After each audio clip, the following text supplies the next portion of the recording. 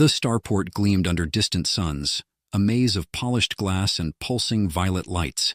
Beyond its walls, the vast, restless stretches of space loomed, indifferent and infinite.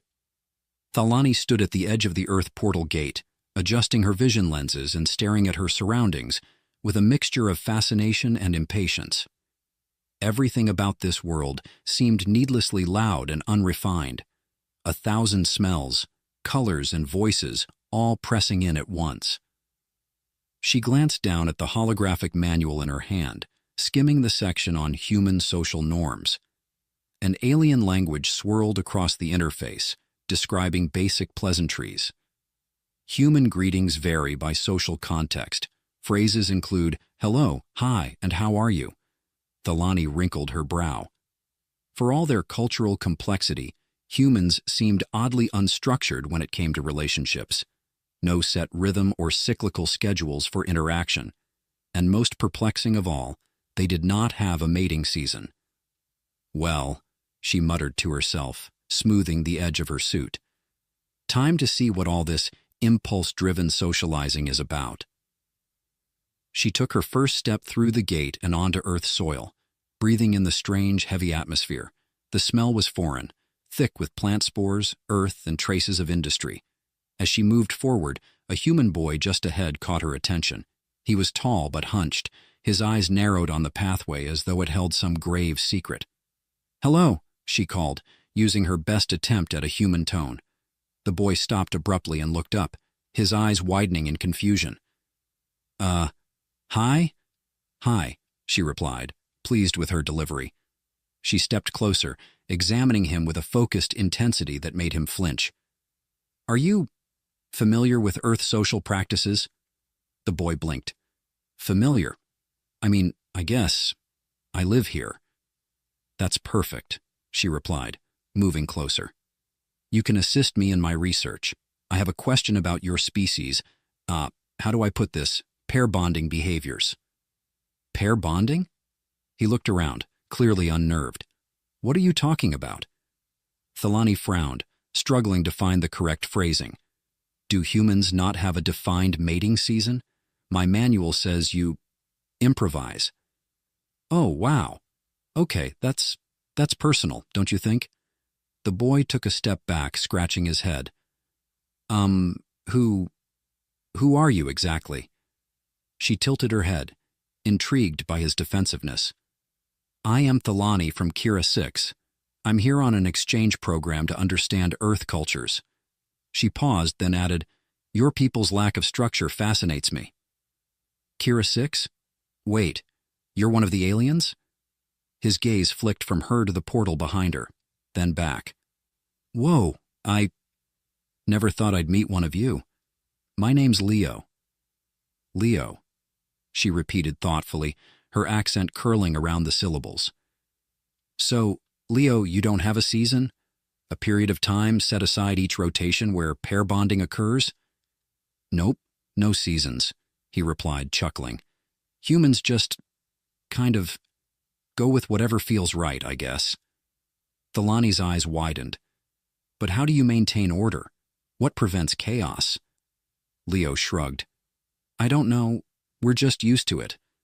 Some people find it kind of chaotic." He looked at her, curiosity starting to overcome his discomfort. "So, you have a season? Like an actual schedule?" "Yes. Every Kirin participates in synchronized bonding cycles. We are driven by cycles and seasons. You humans are practically anarchic in comparison." Leo laughed, rubbing the back of his neck. "Yeah, I guess we're a little chaotic. But that's kind of the fun of it, don't you think? Like not knowing what might happen?" Thalani observed him, her head tilted in thought. "This uncertainty, is it not terrifying?" "Not really." He shrugged. You get used to it. Some people actually find it exciting. You just live day by day and see where things go." She narrowed her eyes, studying him. "Interesting. I would like to see this spontaneity in action." Leo's eyes widened slightly. "Are you saying you want to hang out?" "If hanging out is how humans study each other, then yes." Leo laughed. a little awkwardly. All right then, let's hang out. They made their way to a nearby plaza, where food vendors lined the streets, filling the air with aromas that made Thalani wrinkle her nose in confusion and mild horror. "What's that smell?" she asked, glancing suspiciously at a vendor grilling kebabs. "Food, that's barbecue." Leo grinned. "I do eat food, right?" She nodded, though her expression was dubious. "Our sustenance is typically synthesized. This preparation of it is unusual. Why go through so much effort?" "It's all about the taste," Leo replied, grabbing a skewer and offering it to her. "Try it." She stared at the skewer, hesitant, before taking a tentative bite. Her face twisted, then settled into thoughtful contemplation. Spicy. Smoky. Interesting. She took another bite as if analyzing it. "So, why are you so interested in our, bonding rituals anyway?" Leo asked, watching her with amusement. "My people believe that to truly understand another culture, one must immerse oneself fully in its practices. Since humans have no bonding season, I am attempting to understand how you determine compatibility without it." Leo scratched his chin, laughing nervously. "You mean dating?" "Yes. It's such a strange system," she murmured, as if to herself. "We observe potential partners in specific ways, using a set of behavioral cues. You humans appear to rely on unspoken signals?" He laughed. "Well, yeah, kind of. It's not like there's a handbook or anything. You just learn as you go." "Fascinating," she said, genuinely intrigued. "So there is no structure, simply impulse. And you enjoy this?" Leo looked at her thoughtfully. "Honestly, sometimes it's a mess, sometimes it's great. It's all part of the experience, I guess. It keeps things interesting." Thalani tilted her head, absorbing his words. "Perhaps I could learn to understand this mess." A pause stretched between them, and Leo felt an inexplicable warmth in her intense, observant gaze. He swallowed, taken off guard by how intensely she was studying him. "Thalani, can I ask you something?" "Of course." "Why do you care about this stuff? I mean, your people seem so different from us." She looked out at the bustling plaza, her face uncharacteristically pensive. "Because, Leo, it is my belief that there is something beautiful in the ways others are different, and because, perhaps, I am searching for something I cannot quite name." His heart stammered a beat as she turned her gaze back to him, her eyes a shade of violet he'd never seen in any human. They stared at each other, a strange silence hanging between them, rich and charged with questions neither of them fully understood. "Well," he said, clearing his throat, "I guess you'll get to know our kind of mess pretty soon." Thalani was beginning to understand the human's propensity for gathering in clusters. Each evening, the small plaza near Leo's home filled with people, talking, laughing, eating, and bartering in a chaotic harmony that she found both unsettling and captivating. She and Leo had met there twice more, and each time she'd found herself fascinated by how these social gatherings required no particular order, no directive beyond the urge to socialize. Tonight, they sat at a metal table outside a cafe, surrounded by a swirl of voices and lights. She leaned forward, studying Leo as he fiddled with a paper cup of something he called coffee. "So, let me clarify," Thalani began, her voice low and precise. "You say there is a ritual involved in dating, but it varies with each individual?" "Pretty much," Leo replied with a shrug. "Some people like to keep it casual, some are serious, and then there are a million ways to go about it. It's different for everyone." He took a sip, looking thoughtful. "Honestly, it's not that different from, I don't know, getting to know a friend, just with extra steps." "Extra steps," she repeated slowly, as if the words themselves held the answer. "And what purpose do these extra steps serve?" Leo chuckled. "I guess it's our way of testing if we actually like spending time with someone. It's a lot of trial and error." Thalani tapped her fingers on the table, her gaze narrowing with suspicion. Your system sounds reckless, inefficient. Hey, don't knock it till you try it, he replied, smirking. Anyway, if it's so reckless, how do you guys handle it? This mating season of yours? She tilted her head, considering how to explain something so deeply embedded in her species' culture. In my world, pairs are matched based on compatibility metrics and biological readiness. There is no ambiguity. When our season arrives, the process is precise, almost rhythmic. She paused, noticing the faint smile on Leo's face. Why do you look amused? Rhythmic, huh? He replied, grinning. I don't know, sounds kind of like pairing people up like puzzle pieces. She gave him a stern look, her lips pressing into a line. That's an oversimplification, Leo. Sorry, he said, chuckling. It's just that, from my perspective, your way sounds so controlled. Don't you ever wonder what would happen if you let things happen naturally?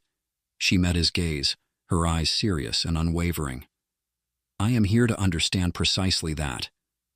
Leo's smirk faded as he realized her intent was genuine.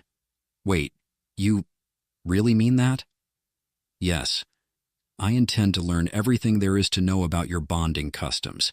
It's the only way to truly understand humans. Leo rubbed the back of his neck, clearly caught off guard. Well, I mean, that's a pretty big undertaking. Are you sure that's even possible? It takes people years to figure this stuff out.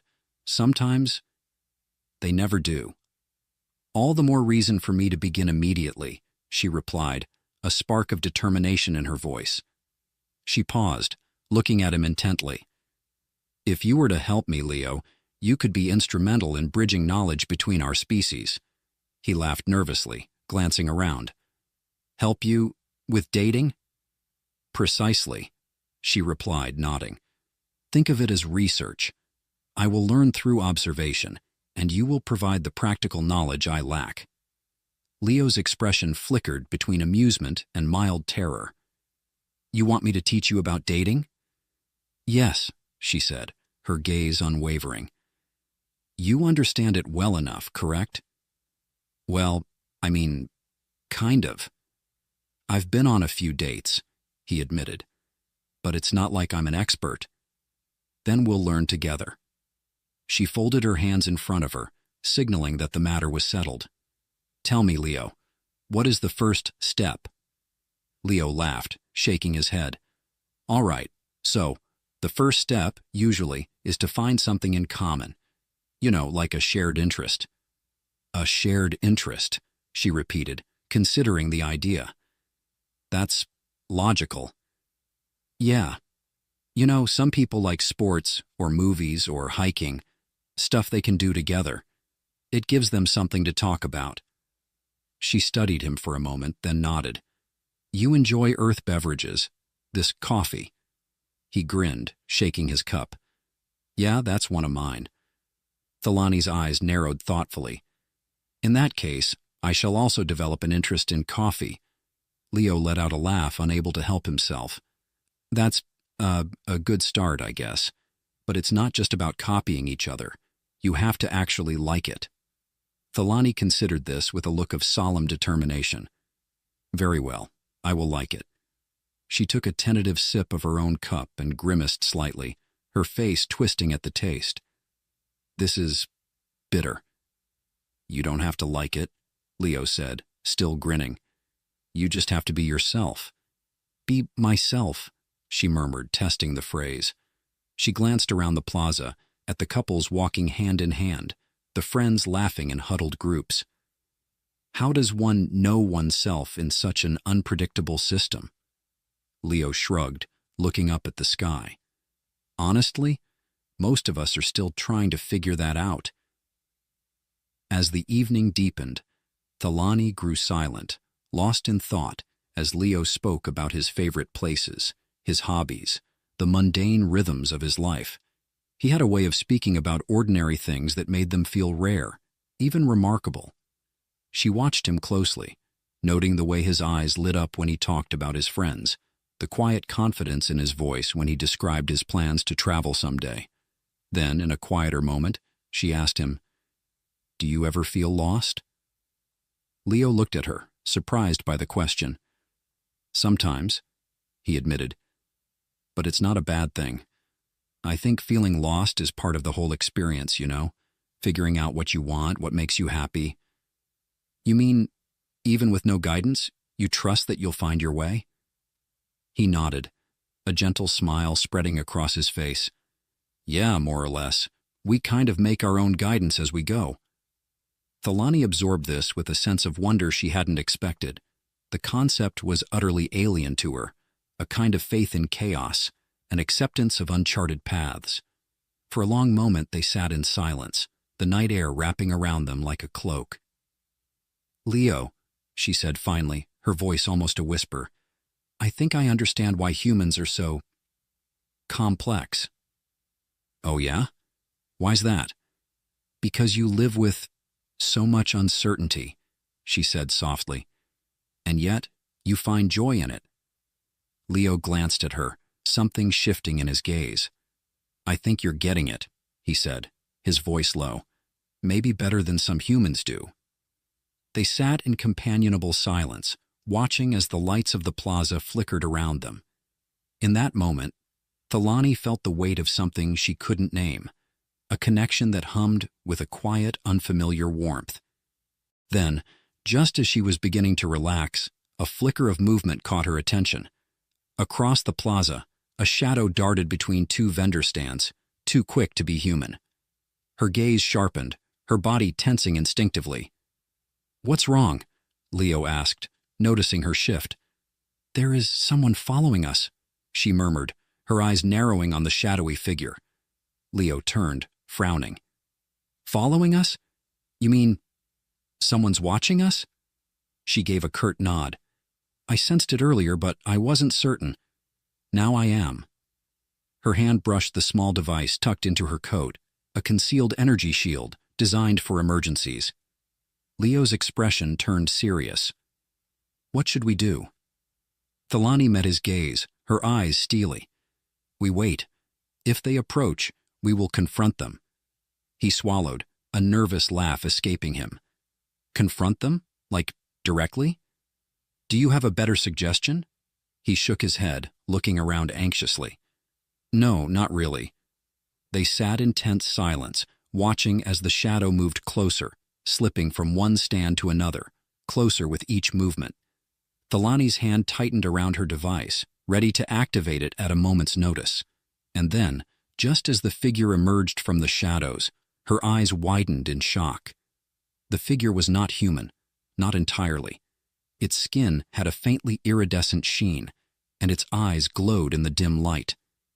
"Another Kieran," she whispered, barely able to believe it. Leo's eyes widened, his voice a quiet murmur. "You know them?" Thalani's gaze hardened, her grip on her shield tightening. "No," she said, her voice cold and unwavering. "But they are not here by coincidence." The mysterious figure took a step forward, a thin smile playing on its lips as it met Thalani's gaze. "Greetings, Thalani," the figure said, voice laced with an unsettling familiarity. "You didn't think you could come to Earth unobserved, did you?" Leo's eyes darted between them, heart racing with confusion and dread. The newcomer's presence was both intriguing and alarming, and the air between them thickened with tension. "What do you want?" Thalani demanded, her tone sharp as she stood, instincts firing like bright lights in her mind. The figure stepped closer, the glow of its eyes intensifying. "You've strayed too far from the protocols, Thalani. The Council will not tolerate your excursions into human customs." "Excursions?" she echoed, incredulous. "I am here to learn. This is part of my assignment." The figure chuckled, a sound that sent a chill down Leo's spine. "Your assignment? Or your distraction? You think you can engage with them, these chaotic beings, without consequences?" "Stop," Leo interjected, stepping forward, his hands raised as if to shield Thalani. "Who are you? What do you want with her?" "Stay back, Leo," Thalani warned, her voice low but firm. "This is a matter for my kind." "Oh, is it?" the figure said, its tone dripping with disdain. "You have become quite enamored with these humans, haven't you? Their foolishness will only lead you astray." Thalani felt a rush of anger. "You know nothing of them. They are capable of much more than you realize." "Capable? Perhaps," the figure sneered, glancing at Leo with contempt. "But they are still primitive. You risk your future for a moment of folly." Leo's brow furrowed as he shifted, sensing the palpable tension. "I don't know what you are talking about," he said, trying to project calm. "But if you're here to intimidate her, that's not going to work." "Intimidate? Oh no, dear human. I'm merely delivering a warning." The figure turned back to Thalani, its expression inscrutable. "Return to your kind. Your presence here is a breach of conduct. The council will not ignore your transgressions." Thalani felt her heart quicken, the words reverberating within her. "I will not return," she stated defiantly. "I choose to learn. I choose to grow." The figure stepped closer, its expression darkening. "Choose wisely, Thalani. The council is watching, and they do not take kindly to insubordination." "I'm not afraid of the council," she replied, her voice steady despite the shiver that raced down her spine. "I refuse to let your fear dictate my path." The tension in the air was thick, and Leo stood beside her, uncertain but resolute. "Whatever you're threatening her with, it won't work," he said, voice firm. "She has every right to be here." A mocking smile spread across the figure's face.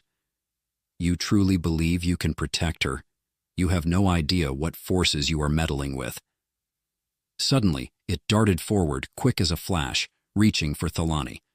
But she was faster. With a swift motion, she activated her energy shield, a translucent barrier that erupted around her like a dome of shimmering light. The figure collided with the shield, the impact sending a ripple through the air. "Thalani!" Leo shouted, stepping back instinctively. "What is happening?" "This is why I carry protection," she replied, eyes fierce. "It appears I may need it sooner than I thought." The figure stumbled back, its eyes flashing with anger and surprise. "You think your little tricks can keep you safe. The council's reach extends beyond your understanding." With a flick of her wrist, Thalani adjusted the settings on her shield, amplifying its power. "You cannot intimidate me," she declared, her voice rising above the chaos of the plaza. "You're the one who's out of place here." The figure straightened, an unsettling calm washing over it. "You're making a grave mistake, Thalani. Your new bonds will not protect you. They will only bring ruin." "What do you mean?" Leo asked, his voice trembling slightly. But before the figure could answer, a loud crash echoed across the plaza as a vendor's stand collapsed, sending food and patrons scattering. Thalani's gaze snapped to the disturbance, and when she looked back, the figure was gone. "What just happened?" Leo exclaimed, glancing around in confusion. Thalani lowered her shield, heart racing as she surveyed the chaos. "I think they were testing me," she murmured, her voice thick with worry. "They wanted to see if I would abandon my mission, if I would turn back." "But you won't, right?" Leo asked, concern etched across his features. "You're not going to leave, are you?" "No," she replied, her determination solidifying. "I will not return to Kira 6 until I have uncovered the truth behind human emotion and connection. This is my journey now." Leo looked at her, a mixture of admiration and fear in his eyes. "All right then, we'll figure this out together. I mean, I may not know much about alien politics, but I'll help however I can." "Thank you, Leo." She softened, gratitude flooding her voice. "Your support is reassuring." Just then, a commotion erupted nearby as people gathered around the fallen vendor stand, murmurs of confusion rippling through the crowd. Thalani's senses sharpened, scanning for any sign of danger. "Let's move," she said urgently. "We need to get somewhere safe." "Right behind you," Leo replied, matching her pace as they wove through the crowd, their hearts racing. The plaza was alive with chaos, laughter and concern mingling in the air as they ducked behind a cluster of trees near the edge of the square. Thalani leaned against the rough bark, her breath coming in quick bursts. "We have to figure out what that was all about," she said, her voice a low whisper. "Who was that? And why are they here?" "I don't know," Leo replied, glancing back toward the chaos. "But it feels like there's more going on than we realize." Thalani's brow furrowed in thought, her mind racing through the implications. The council. They are watching. Perhaps they are concerned about my interactions here. But I will not be deterred. I have made my choice. "Then we keep going," Leo affirmed, a fire igniting in his eyes. "We keep learning. Together." "Yes," she agreed, her voice steady. "We will discover what it means to bond without the confines of structure, but we must also be cautious." Just then, a figure emerged from the shadows, and both Thalani and Leo instinctively tensed, but it was not the threatening silhouette from before. It was a girl with bright blue hair and an aura of unfiltered energy. "Thalani! Leo!" she exclaimed, rushing toward them. "You won't believe what just happened. I saw one of your kind, Thalani. You need to come with me. There's a whole group of them here, and they're not happy about what you're doing." Thalani exchanged a worried glance with Leo. "What do you mean, a group?" The girl's eyes sparkled with urgency. "They're here to find you. They want you to come back. But I don't think it's safe. Not at all." Thalani felt a surge of adrenaline, her mind racing. "We need to act. Whatever is happening, we can't ignore it." Leo nodded, determination set in his jaw. "Then let's figure this out. Together." As they moved deeper into the shadows, the night ahead crackled with mystery and uncertainty, each step laden with the weight of their choices. They were on the brink of something monumental, a collision of worlds, cultures, and the raw essence of connection that defied the boundaries of time and space. Thalani, Leo, and the blue-haired girl slipped deeper into the shadows, their hearts pounding in unison. Each step felt heavy with anticipation, the atmosphere thick with tension and uncertainty. They moved toward a secluded alley, away from the chaotic energy of the plaza, where "Who are they?" Thalani demanded, her voice urgent as she turned to the girl, whose name they had yet to learn. "Why are they searching for me?" "They call themselves the Watchers," the girl replied, her voice trembling slightly. "They've been monitoring your interactions here, Thalani. They don't approve of your experiment with human emotions." "Experiment?" Leo echoed, his brow furrowed. "This isn't some lab, this is my life. Thalani deserves to explore and understand." The girl nodded fervently. "I agree. But the Watchers believe that your connection to humans compromises our kind. They want to bring you back to Kira 6, to the Council." "Not a chance," Thalani said, fire igniting in her chest. "I refuse to let them dictate my journey. I'm here to learn, to grow." "Then we need to confront them," Leo declared, his eyes blazing with resolve. "We can't let them take you." Before they could formulate a plan, the air around them shifted, a sudden chill creeping into the alley. A low hum resonated, and from the shadows emerged a group cloaked in dark robes, their presence looming with an ominous weight. "Thalani," one of them called, their voice echoing like thunder. "You must return with us. Your disobedience threatens the balance of our worlds." "No!" Thalani shouted, stepping forward defiantly. "I've found something here, something real." The leader of the Watchers took a step closer, their face obscured. "You think these fleeting moments will matter? Emotion clouds judgment. You must return to the path." Leo instinctively moved to Thalani's side, fists clenched. "You're wrong. It's not about control, it's about understanding. She can't grow if you force her back." A moment of silence hung in the air, heavy and electric. The leader's gaze flickered, the shadows shifting around them. "You're a fool, human. You know not the depths of your connection to her." Suddenly, Thalani felt a pull deep within her, an echo of her kind's ancient wisdom rising to the surface. "You're right about one thing," she said, her voice calm and steady. "My connection to Leo is unlike anything I've ever known. I will not abandon it, nor will I abandon my quest for knowledge." With that declaration, the air crackled with energy. The watchers exchanged glances, confusion flickering across their faces. In that charged moment, something unexpected happened. Thalani felt a surge of power coursing through her, a rush of light emanating from her core, illuminating the alley. The watchers hesitated, their dark forms dimming in the brilliance. "Leave us," Thalani commanded, her voice booming, infused with an authority she didn't know she possessed. "I choose my own path." And in that moment of defiance, the watchers staggered back, the light swallowing their forms as they retreated into the darkness, their murmurs of discontent fading into the night. As the last vestiges of their presence disappeared, Thalani turned to Leo, breathing heavily. "Did that really just happen?" Leo's eyes widened, disbelief mingling with awe. "You just stood up to them, Thalani. You were incredible." A smile broke across her face, and in that instant the world around them shimmered with possibility. "It seems I've found my strength here, among humans. Together we can redefine the boundaries." "Together," Leo echoed, the word hanging between them like a promise. As they stepped back into the warmth of the plaza, the night unfolded before them, vibrant and full of potential. Thalani had discovered not only the mysteries of human connection, but also the unyielding power within herself, a power that would guide her journey forward. And in that understanding, the universe felt a little more infinite, a little more intertwined. Together, they were ready to embrace whatever lay ahead.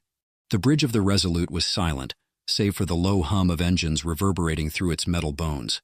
Captain Adrienne West, a woman whose years had been chiseled into her face by time and war, stood by the viewport, her gaze fixed on the endless darkness. Stars glimmered like dust on a velvet sheet, cold and far too quiet. This silence felt unnatural. The crew watched her, each person tense but trying to bury it under their routines. Adrienne's hand drummed on the viewport frame as she waited. This too was part of her nature, a readiness for the storm. It was then that her second-in-command, Lieutenant Julian Rain, broke the stillness with a murmur. "Captain," he said, voice low, barely louder than the hum surrounding them. "Are you sure about this?" Adrienne's eyes flickered to him, sharp and unwavering. "Are you, Lieutenant?" He opened his mouth, then paused, clamping his jaw shut as he struggled with the question. It was a bitter pill, one each of them had swallowed in their own way. There was no evacuation order, no desperate scramble for cover in some remote corner of the universe, no promises of help from the older, far more powerful species. Humanity alone had chosen to fight. Adrienne saw the hesitation on his face and softened her gaze. "Julian," she said quietly, "what's on your mind?" He shifted, eyes darting across the control panel as if the answer might be hidden there. "It's just that there's no precedent for this. They'll run us through like we're paper. And not just us. Every other species is huddled in the dark, Captain, even the ones who should be more powerful than us. So why are we different?" She let the question hang, her gaze returning to the stars. Why indeed? 1,000 reasons rushed through her mind. She felt their weight, knew that every choice, every command she gave was one more stone in the foundation they were building here. "Because, Julian," she began slowly, "humanity's never been much for hiding in the dark." He looked down, nodding, though she sensed his misgivings still clung to him like shadows. "Yes, Captain," he replied softly. Before either could say more, the silence broke with a burst of static, followed by the sharp mechanical voice of their communications officer, Ensign Riva Delgado. "Captain, we have an incoming transmission. Encrypted. Origin unknown." Adrienne turned to face Delgado. "Put it through." The static cleared, and the voice that followed was strange, rasping, as though spoken through the mouth of something unfamiliar with air. "Human vessel Resolute," it began, the words sliding through the speakers like cold metal over flesh. "You stand alone in the path of our fleet. Retreat, and you may yet see another sunrise." Adrienne's spine straightened. She didn't need to glance at her crew to feel their collective unease. The Ryx Consortium's reputation was legend. Stories of destruction wrapped in the dark like ghost stories told to frighten children. This is Captain Adrian West of the Resolute. You may find we're not so quick to surrender. A momentary pause on the other end, a silence heavy with an unspoken threat. Humans, the voice continued, laced with disdain. The galaxy has shown you no favor. Do you expect your courage to save you? Adrian's mouth curved, but there was no warmth in her smile. No, she replied, but it'll make you remember us. A flicker of unease rippled through the crew. Julian's jaw tightened, and Delgado's fingers danced nervously over her console as she awaited orders. Close the line, Adrian commanded, and with a tap, the voice was gone. For a long, tense moment, silence settled over them once more. Then Lieutenant Rain spoke, his voice barely above a whisper. That thing. It didn't sound like anything I've heard before. Adrian nodded. That's because it isn't. The Ryx aren't like anything we know. That's why the others fear them so much, why they chose to hide. Julian frowned, crossing his arms as he watched her. And us? Why don't we fear them the same way? She sighed, looking around the bridge at the faces of her crew. Young faces, some far too young to know what awaited them. They were brave, foolishly so perhaps, but the galaxy had been harsh enough to make them hardy. We do, Julian, she said softly, but we fear surrender even more. The hum of the engines deepened as they shifted course, edging closer to the coordinates where the Ryx fleet would be soon. Adrian felt the tension mount in the crew like a tidal wave waiting to break. She knew they were scared, but she also knew that fear could be channeled, strengthened, refined. They continued in silence until Delgado spoke again, her tone uncertain. Captain, we have another signal. But this one, it's strange. Faint, like it's coming through a wall of interference. Put it on the speakers, Adrian ordered. The bridge was filled with a soft, irregular thrum, faint, dissonant, and almost mournful. It wasn't like any signal they'd ever heard. It was as if some hidden thing were breathing, an ancient rhythm carrying secrets on each barely audible pulse. Julian exchanged a wary glance with Adrian. Any source? She asked. Delgado shook her head. Nothing. It's old, though. Not like the Ryx. It's deeper, Captain. Alien, yes, but older. Adrian's gaze lingered on the empty blackness stretching out from their viewport. The galaxy was an archive of forgotten relics and unexplored myths, full of secrets that even the most ancient races feared to know. She found herself whispering, more to herself than to her crew. Not everything in the dark is hostile. Some things are just lost. Julian's voice cut through her reverie. Captain, if I may, what exactly are we hoping to find out here, against this force? She straightened, taking a steadying breath. A message, Lieutenant. We're showing every species in the galaxy that humanity will not stand by. That if there's something worth fighting for, our home, our right to live freely, then we'll fight until the last of us falls. Julian's voice softened. And if no one joins us? Adrian's eyes grew hard, her resolve tempered and unbreakable. Then at least we'll give them a reason to remember. The bridge was quiet again, the silent acknowledgement of her words sinking into each of them. Whatever fate awaited them, they had cast their die. Soon enough, the galaxy would know of their choice. Captain, Delgado spoke up, her tone measured. We're nearing the coordinates. Scanners are detecting faint energy signatures. Nothing substantial yet, but they're coming. Adrian's lips pressed into a thin line. Raise shields. Weapons on standby. As the crew moved to follow her orders, Julian leaned in close. I'll be honest, Captain. I thought that when we signed up, it'd be for something smaller, not some universe-altering stand against ancient horrors. She allowed herself a brief, weary smile. Few of us ever get what we expect in this line of work. And as the hum of the engines grew louder, as each officer braced for what was to come, Adrian knew that somewhere in the silent spaces between stars, their stand had already been marked. The Ryaks were coming, and humanity would be waiting. The bridge was thick with anticipation, the weight of a collective breath held in as the Resolute edged closer to the black abyss of empty space. The energy signatures were faint but growing stronger, pulsing in intervals like a heartbeat. It wasn't just machinery coming for them. It was a living, thinking force, and it would be relentless. Adrienne stood at the center of the bridge, her eyes locked on the main display. In the flickering light, her expression was carved from granite, every wrinkle, every line, a testament to years of experience and the countless losses she'd endured. "Report, Delgado," she said, her voice steady, a grounding force for the crew around her. Delgado, seated at her post with hands poised over the console, nodded. "Sensors show multiple objects moving in formation. No ID tags. They're cold, completely shut down." Julian stepped up beside Adrian, his face etched with a mixture of dread and fascination. "They're lying in wait, like predators conserving energy, waiting for the exact moment to strike." Adrian's lips twitched into a grim smile. "Predators, but we're not prey." Her eyes swept the bridge, meeting each crew member's gaze.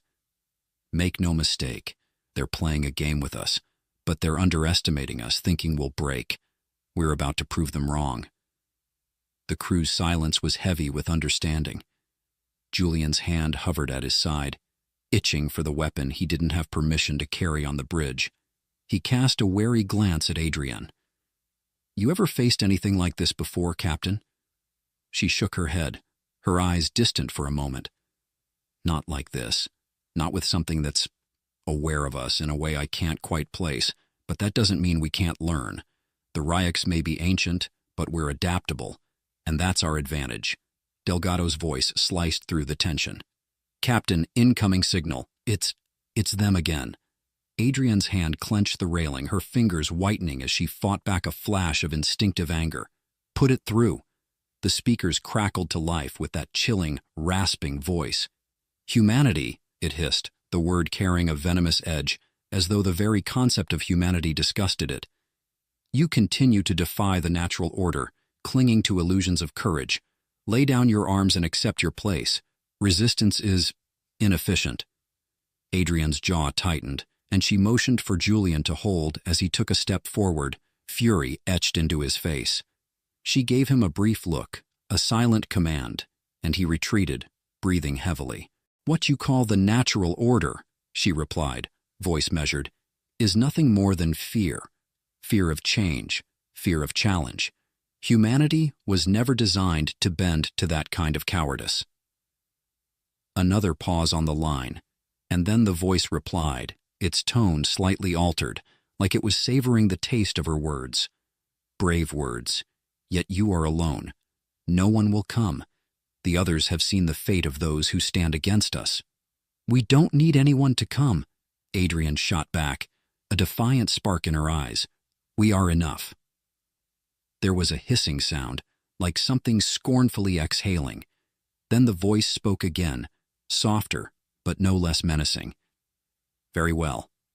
Then we shall break you, as we have broken so many before." The line cut, leaving the bridge in thick, pulsing silence. Julian was the first to speak, his voice barely a whisper.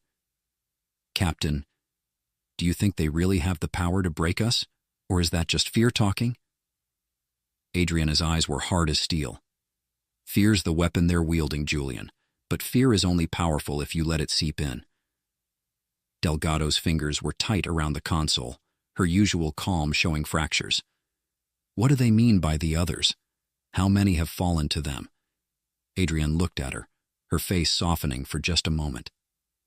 "More than I'd care to count, but we aren't them. We'll show the Ryaks something they've never seen."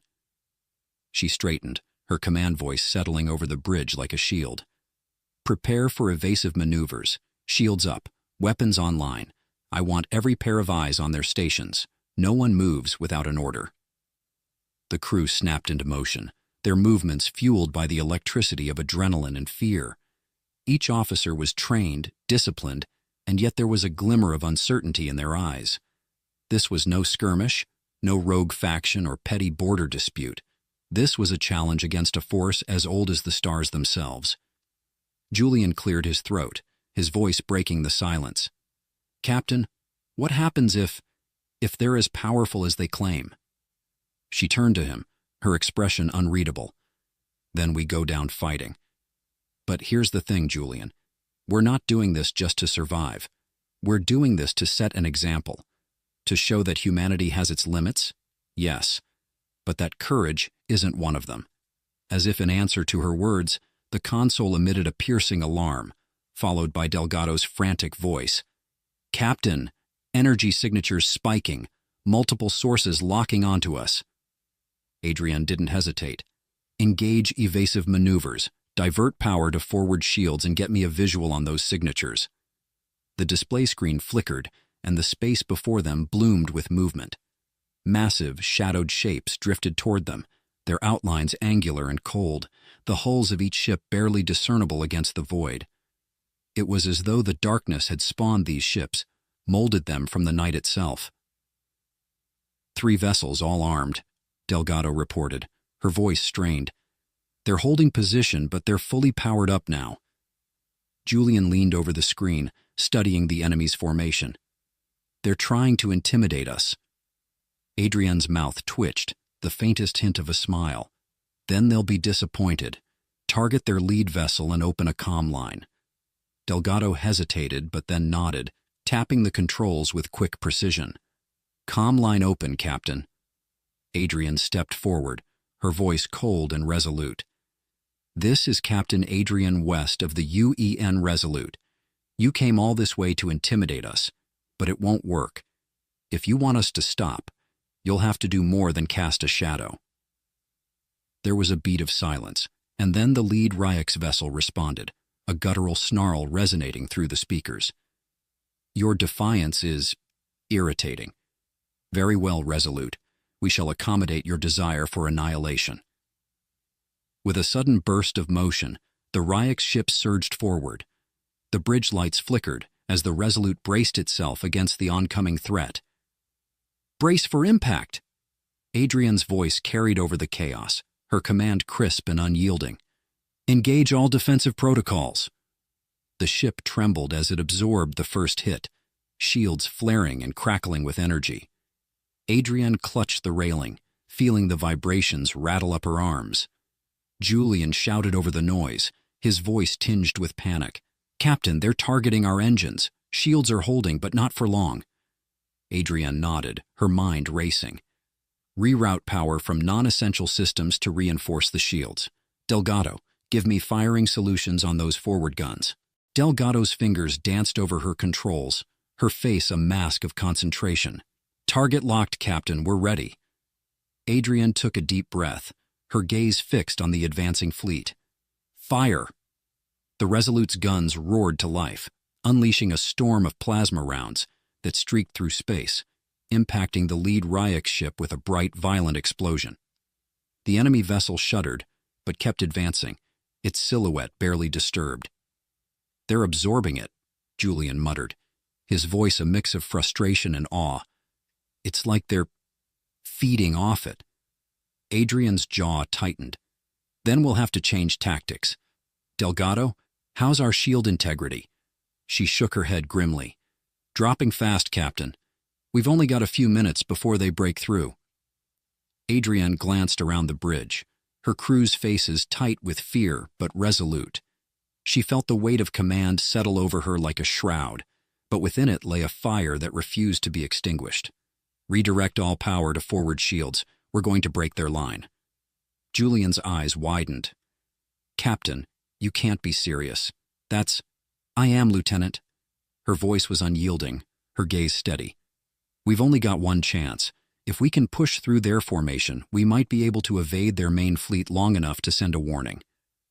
Julian hesitated, then gave a slow nod, determination sparking in his eyes. "Yes, Captain." The engines roared as the Resolute powered forward, cutting through space like a lance. Adrian felt the hull shudder as they plunged toward the heart of the Ryx formation. the enemy vessels converging around them like wolves closing in for the kill. But amidst the terror, a strange calm settled over her. For in that moment, Adrian knew that no matter the outcome, humanity's stand would be remembered.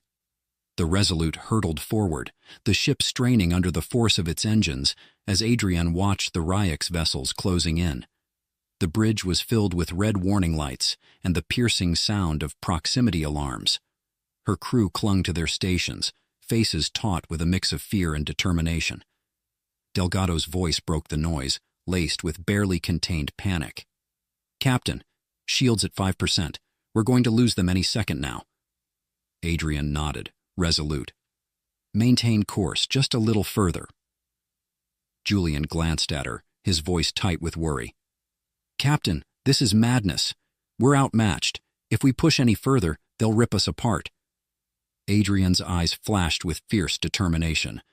"Then let them try, Lieutenant. If we go down, we'll make sure they remember it." The Resolute plowed into the heart of the Ryek's formation, and just as Adrian had predicted, they reacted, shifting their vessels in a tightening pattern to trap them. Yet something unusual happened. As the Ryek's fleet encircled them, energy readings spiked across the board, and the entire bridge was flooded with a deep, resonant hum, a frequency that felt like it resonated through bone and steel alike. "Captain!" Delgado shouted, her eyes wide with shock. "There's a secondary signature emanating from the Ryek's fleet. It's like they're powering something else entirely." Adrian narrowed her eyes. "Something else?" "An older frequency. Something ancient, Captain. I think it's a beacon," Delgado replied, her voice wavering. Adrian's mind raced. She keyed into the ship's intercom. "All hands, prepare for immediate evasive maneuvers. Delgado, can you isolate that beacon's signal and rebroadcast it?" Delgado's hands flew across her console, her face etched with concentration. I think so, Captain. But it's risky. If we amplify it, there's no telling what will happen." Adrian leaned forward, her voice dropping to a fierce whisper. "Then let's find out. Broadcast it on all frequencies." There was a moment's hesitation. Then Delgado nodded, pressing the controls. The Resolute's communication systems flared to life, sending the ancient signal reverberating through space. The bridge was flooded with a low droning pulse that echoed from the speakers, building and growing until the crew felt it vibrating through the very deck plates. And then, without warning, the Ryek's ships halted in their pursuit. Their engines dimmed, their formation faltered, and the deadly aura that had hung over them seemed to dissipate like mist under sunlight. Julian's voice was hushed, awed. They're stopping. What did we just do?" Delgado's eyes widened as she watched the Ryek ships, her voice barely more than a whisper. "We awakened something." Before anyone could respond, the main display screen flickered to life. But this time, instead of the cold, faceless shadows of the Ryeks, an image appeared, a being of immense age, with eyes that burned like dying stars, and a face etched with 1,000 lines of sorrow and wisdom. The being's voice was deep, resonant, filling the bridge with an overwhelming presence. "Who speaks with the call of the ancients?" Adrian took a steadying breath. "This is Captain Adrian West of the Resolute, representing humanity. We didn't know, but we refuse to submit. We seek freedom, not destruction." The ancient being's gaze lingered on her, then shifted to take in the bridge crew. "You are young, yet you carry the voice of an old resolve. The Ryeks are bound to ancient commands, conditioned to see every threat as a call to eradicate. But in hearing the old frequency, they were reminded of something they have long forgotten: mercy." Adrian's jaw tightened. "If you have the power to stop them, then do so. Humanity deserves a chance to stand, to exist." The being looked at her thoughtfully, a flicker of something inscrutable in its gaze. "Your courage is not without consequence. We shall release the Ryeks from their ancient command, but understand this, Captain West. Your defiance is the spark that has rekindled old memories. With it, you awaken not only allies, but also enemies far beyond your understanding. Adrienne's heart pounded, but she nodded. We'll face whatever comes. That's what it means to be human. The ancient being inclined its head, a gesture almost of respect. Then I shall allow you to continue, Captain. Humanity has earned its right to be remembered. With a final, piercing gaze, the image faded from the screen, leaving the bridge in a stunned silence. Julian exhaled, his voice a mix of awe and disbelief. Captain, did we just survive that? Adrienne nodded slowly, her gaze fixed on the now dormant Ryux vessels drifting in the void. We did, but it's not over. We've shown them that humanity stands alone, and together, and now the galaxy knows. As the crew processed what had just happened, Adrienne felt a strange calm settle over her. They had defied the impossible, and in doing so, they had rewritten their place in the galaxy. The stars shimmered beyond the viewport, silent witnesses to humanity's defiance and the start of a new legend.